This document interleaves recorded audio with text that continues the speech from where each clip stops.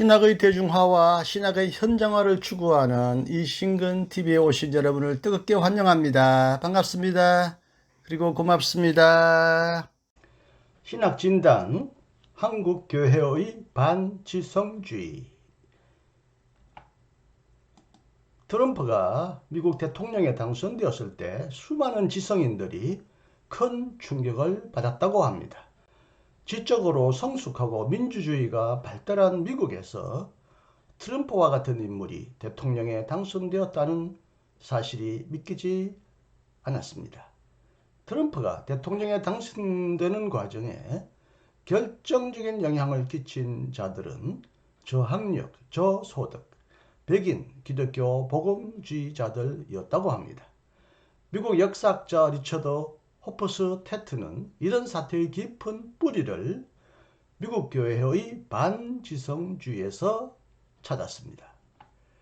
그는 미국의 반지성주의 (Anti-Intellectualism in American Life)라는 책에서 미국이 무지와 폭력이 동반한 반지성주의로 흐르게 된 원인을 종교, 정치, 문화, 교육에서 찾았지만 모든 문제의 원인을 미국 개신교 복음주의 문화에서 찾았습니다.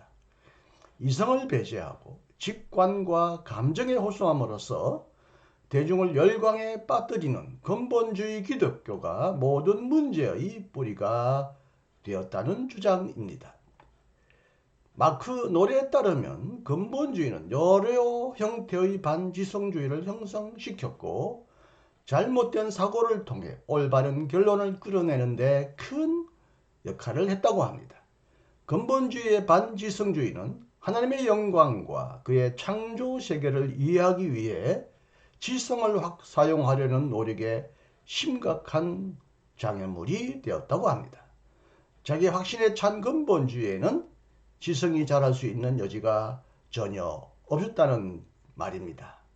해럴드 오켄가, 에드워드 카넬, 칼 헨리, 빌리 그레함 등과 같은 사람이 정통 교리를 유지하면서도 학문적 연구의 가치를 부여하고 사회 문제에 적극적인 관심을 표명하는 이른바 신복음주의 운동을 일으킨 것도 이에 대한 반성과 각성의 결과였다고 합니다.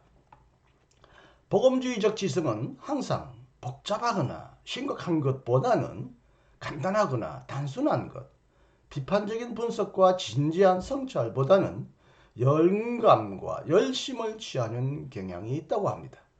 복음주의자들은 지성적인 삶을 하나님을 영화롭게 하는 활동 무대로 간주하지 않았다는 것입니다. 그들의 사고는 심오한 학적 노력의 여지를 허락하지 않았으며 그것이 복음주의의 위기를 형성하는 요인이 되었다고 합니다. 신학적 노력을 경시하거나 배척하는 것은 기독교 메시지를 명확히 표명하고 옹호할 수 있는 지적인 도구를 포기하는 것입니다. 체험을 강조하여 교리와 신학에 무관심한 것이 복음주의 운동의 심각한 위험이 될 수 있습니다. 왜냐하면 복음주의의 핵심과 정체성이 명시되지 못하고 모호하게 되기 때문입니다.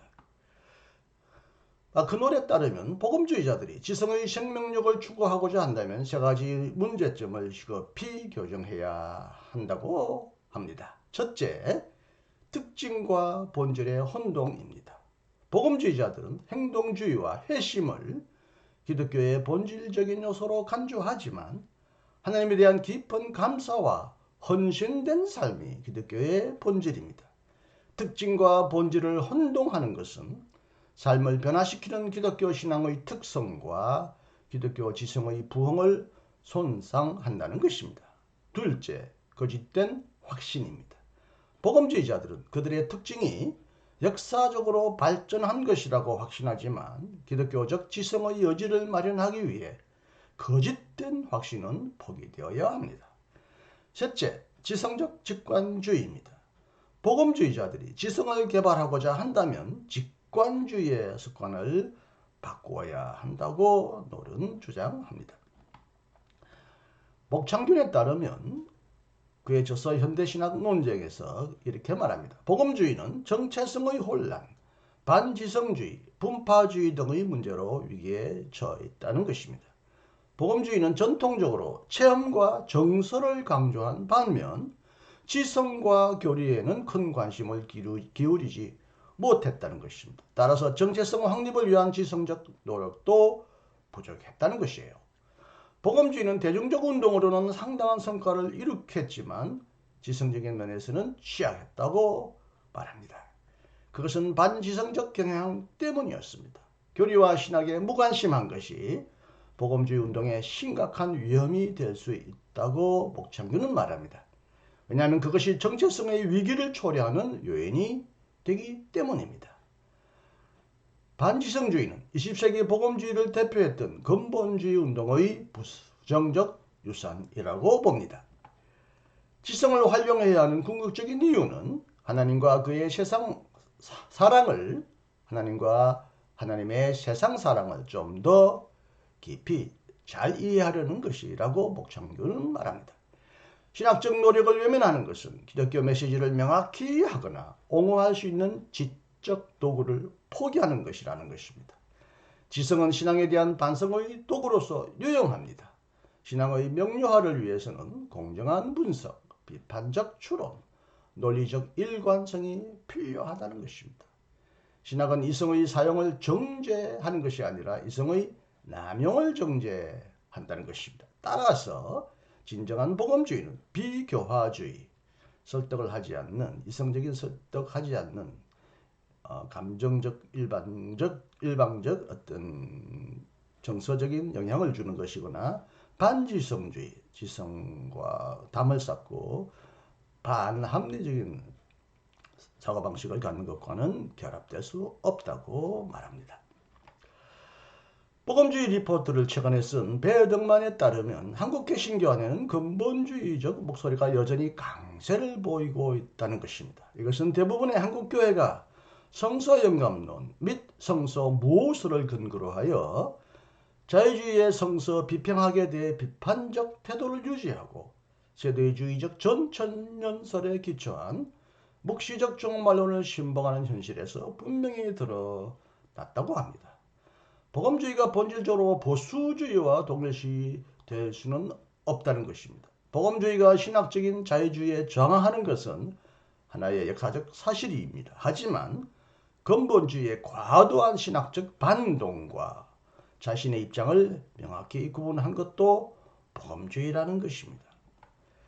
현재 한국교회는 벌거벗은 임금님처럼 남들 눈에 다 보이는 치부를 자신만 모르거나 알면서도 애써 무시하는 것처럼 보인다고 말합니다. 부끄럽고 고통스럽지만 반복된 오류와 실수를 정확히 반성하며 당면한 문제와 과제를 용감하게 직면하고 근본적 해결을 위해 최선을 다해야 한다. 어렵지만 불가능하지 않다. 이제 우리의 결단과 실천만 남았다라고 배덕만은 그의 책 복음주의 리포트에서 강하게 거듭 역설했습니다. 최근에 복음주의적이라고 자처하는 복음주의적인 목회자들이 이른바 차별금지법을 반대하면서 국회 의사당 앞에서 잇따라 피켓을 들고 시위하는 모습을 방송을 통하여 인터넷을 통하여 보았습니다. 그 원인은 여러 가지 있겠습니다. 교회적인 이유가 있고요. 목회적인 근거, 교인들의 대다수가 아직도 이에 대한 이해가 부족하여 목회에 어떤 심각한 혼란이 오는 것을 방지하겠다든지 어떤 정치적인 어떤 당파나 입장에 서 있다든지 혹은 그 자신의 오래된 신앙적인 근거에서 그럴 수 있다고 보지만 상당한 부분은 그들의 반지성주의에 있다고 나는 확신해 봅니다. 그들은 다 똑같이 일반적으로 말할 수는 없지만 대개 성서에 대하여 선택적으로 읽고요. 편향적으로 정치적인 시야에서 성서를 읽고 그리하여 차별금지법을 공격한 것처럼 보입니다. 무엇보다도 그들은 근본주의 유산 앞에서 목창균이 말하고 또 다른 분이 말한 반지성주의적인 뿌리인 성서 문자주의와 성서 모술을 무기로 삼아서 동성애와 동성결혼이 사람을 남자와 여자로 창조하신 하나님의 창조 질서를 파괴하는 죄악이라고 주장합니다. 신학적 수준이 높은 목사들조차, 해외에서 유학하고 돌아온 목사들조차, 그들 중에는 박사도 있고요. 상당한 수준의 신학적 수준에 있고 대부분 대형교회를 이끌고 있는 목사님인데, 이분들조차 상당히 반지성적인 판단과 행동을 하는 모습을 보면서 저는 그렇지 않아도 매우 암담한 한국교회의 미래가 더욱더 암담해질 것이라고 봅니다. 한국교회를 암담하게 하는 것은 동성애나 차별금지법이 아니라 교회 내부의 혼란과 모순과 범죄와 오늘 지적하고 있는 반지성주의입니다. 오히려 이들은 교회 내에 혼돈과 모순과 잘못을 보지 못하게끔 정파적으로 동성애 문제를 물고 늘어지면서 교인들의 시선을 다른 데로 돌리는 전략을 취하고 있지 않은지 매우 의심스럽기도 합니다. 대부분의 한국 목회자들은 바쁜 목회와 한국교회처럼 목회가 이렇게 바쁜 목회가 없습니다. 그리고 무엇보다도 설교를 매우 자주 해야 하는 이런 어려운 목회 실정 때문에 인문학적인 서적을 잘 읽지 못하고 있으며, 더욱이 새로운 관점, 새롭게 발전하고 있는 새로운 현대신학의 저서들도 거의 읽지 못하고 있습니다. 더욱이 현대 성사학의 발전을 통하여 성사학이 새롭게 발전하고 있는데, 이렇게 새롭게 발전된 관점으로부터 성서를 읽지 않고 여전히 고루하고 습관적이고 전통적인 편견과 교리에 사로잡혀 성서를 읽고 교리를 주창하고 있습니다.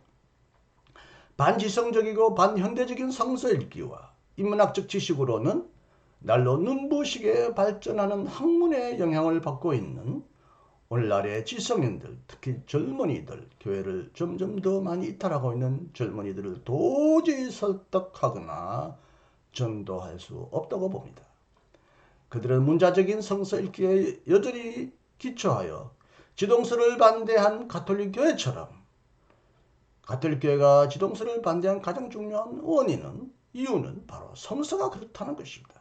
성서가 태양이 움직인다고 말하고 지구는 움직이지 않는다는 이런 성서 구절에 근거하여 성서를 문자적으로 읽는 이런 소박한 성서 이해에 근거하여 천동설을 주장하며 지동설을 주장하는 사람을 박해하고 심지어 화형까지 시켰듯이, 여전히 오늘날도 이런 협소한 단편적인 성서 이해와 전통적인 교리에 사로잡혀서 근본주의적인 반지성적인 설교와 행동을 하는 목사님들에게 정말 진지한 반성과 획기적인 결단을 강하게 촉구합니다. 차별금지법이 법적으로 문제가 있다면 그 부분은 당연히 법률가들의 자문을 얻어서 반대하거나 다른 목소리를 낼 수 있습니다만, 그들이 차별금지법을 반대하는 가장 중요한 이유를 깊이 살펴보면 동성애를 조장한다. 그래서 가정을 파괴하고 결혼을 파괴하고 하나님의 신성한 창조 질서를 파괴한다고 말합니다. 그들에게 제의합니다. 허호익 교수님이 쓰신 동성애는 죄인가라는 책을 한번 읽어보시고 그 다음에 한번 생각을 다시 정리해 보시기 바랍니다.